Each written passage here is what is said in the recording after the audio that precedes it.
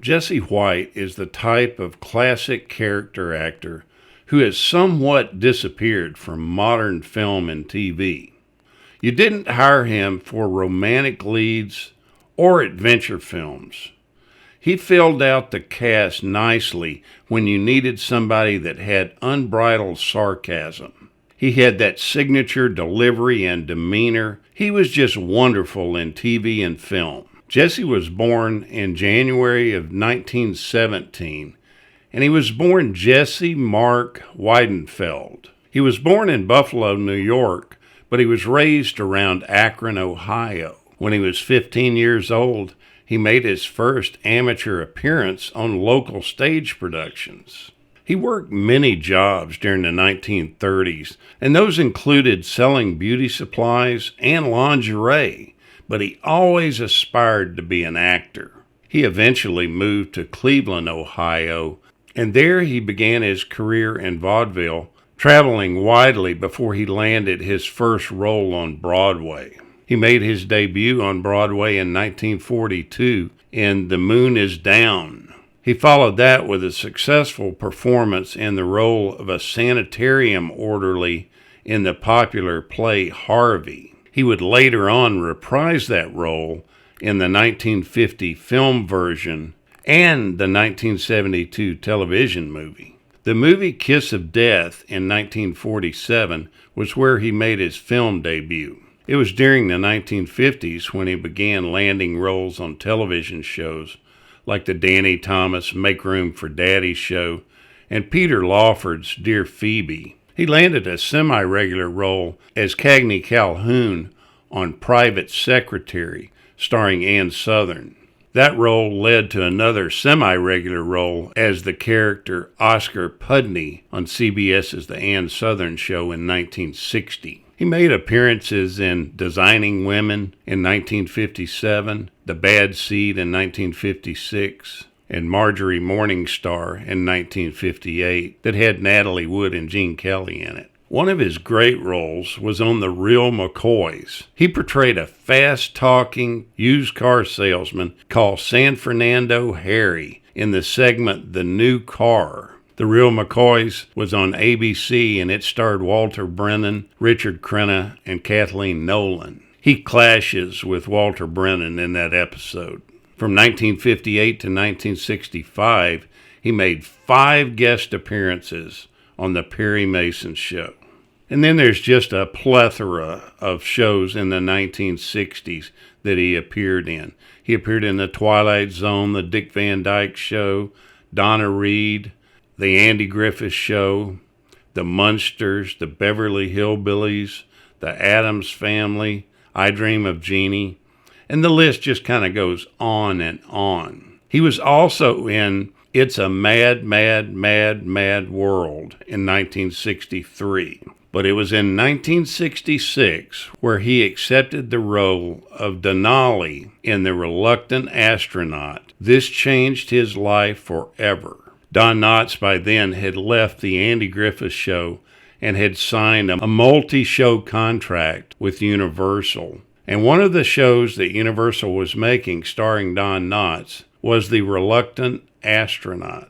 Don Knotts plays a character called Roy Fleming, who's a fairground operator of a kiddie spaceship ride in Sweetwater, Missouri. Despite being 35 years old, he still lives with his parents, and he suffers from extreme fear of heights. His father, Arbuckle, wants him to have better things, so he sends an application to NASA, and he gets a letter back that he's been accepted into NASA to be a WB-1074. They assume that this is an astronaut. When Roy arrives at the Manned Space Center in Houston, his supervisor is Donnelly. That's played by Jesse White. That's when he finds out that he's in training to be a janitor, not an astronaut. Roy goes on and accepts the disappointment, and he unsuccessfully tries to explain things to his family back home, who believe that he is an astronaut. He befriends a veteran astronaut, Major Fred Guilford, played by Leslie Nielsen. One day, Roy is alarmed to discover that his father and his friends are planning to surprise him with a visit to his work. He's super anxious to please his domineering father, and he dons a spacesuit and pretends to be an astronaut. After he creates havoc on the space simulator and other hardware, he's exposed as a janitor by Denali, who's played by Jesse White, and he's fired in the presence of his father. Jesse's character as a janitorial supervisor who instructed his students on how to use a mop properly was just an absolute memorable performance. You would think he was an aerospace engineer of mopping. It was a fairly short but real memorable performance. He routinely castigated Don Knotts' bumbling character. He told him that he lacked dedication to cleaning floors. Now, Jesse played this part so well that this is how it changed his life. An advertising director who saw his performance on the film's release soon cast him in the television advertising campaign for Maytag Corporation. The advertising executive had taken his kids to see the Reluctant Astronaut and was so impressed with him they decided to use him in the Maytag Corporation's campaign.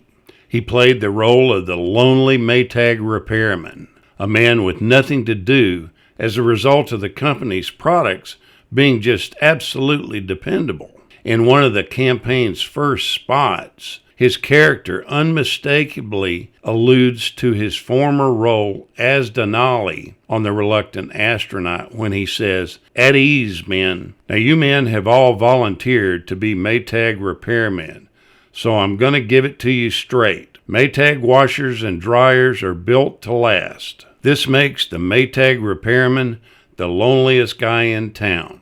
This ad campaign proved wildly successful, and he began a long-running and high-paying career as the lonely Maytag repairman.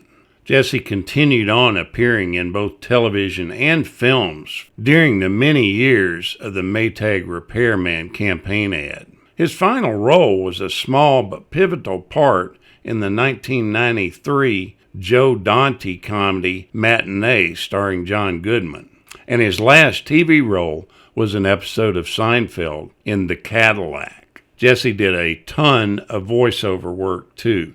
He was on Johnny Quest, he was on Garfield and Friends, and Inspector Gadget. So basically, Jesse White owes his high-paying commercial career to Don Knotts, or at least to Universal Studios, who hired Don Knotts. Now, don't get me wrong, he was an excellent character actor, and he made a good living doing that. But the ideal job for an actor is to get one of these commercial contracts. It's usually very little work for quite a bit of money. And the big thing is that it's consistent.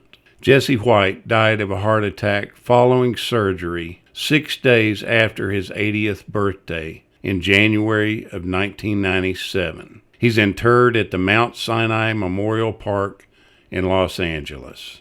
Thank you, Jesse White, for the great characters you played and for being the loneliest guy in town. Rest in peace. Thank you so much for watching, and we'll continue to chase the classics.